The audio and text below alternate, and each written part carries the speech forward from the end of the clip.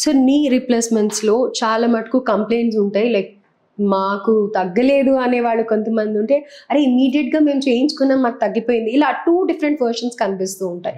So దీని success rate ఏంటి sir? Knee replacement success rate గురించి మాట్లాడుకుంటే మనకి knee replacement surgery is mostly always success in the hospital. When it is done by the surgeon in the hospital, it is always success, almost mostly maximum number of the times.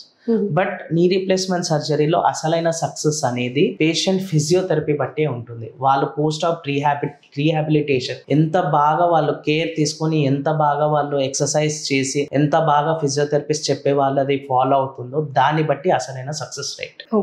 దానితోనే అసలైన success rate. చాలా మంది ఏంటి అంటే నొప్పి వస్తుంది, నేను exercise చేయలేకపోతున్నారు, అట్లాంటి వాటిల్లో it goes in to failure. Okay, so failure అంటే ఇదే చెప్తారు. Knee replacement yes maximum number of times this is the only failure. But వాళ్ళు ఎంత బాగా ఫిజియోథెరపీ చేస్తే అంత బాగా వాళ్ళకి త్రూ అవుట్ ద లైఫ్ మంచిగా ఉంటుంది. ఓకే, అంటే ఇప్పుడు ఒక 2 years 3 years అని కాకుండా లైఫ్ లాంగ్ ఒక్కసారి ఫిజియోథెరపీ కోఆపరేట్ చేసి మంచిగా చేసుకున్నాము అని అంటే will be back like normal life style కి వెళ్ళిపోవచ్చు. కొంతవరకు జాగ్రత్త తీసుకుంటూ ఉంటే it will be a good thing. And మళ్ళీ తర్వాత డాక్టర్స్ ఏమైనా కన్సల్ట్ అవ్వాల్సి ఉంటుందా దీని పరంగా? అవసరం లేదండి, సర్జరీ అయిపోయిన తర్వాత అవసరం లేదు. ఒక 2-3 months వరకు ఫాలో అప్ ఉంటే చాలు.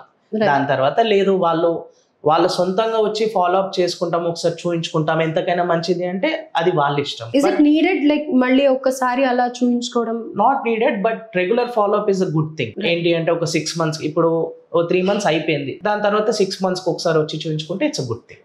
రైట్.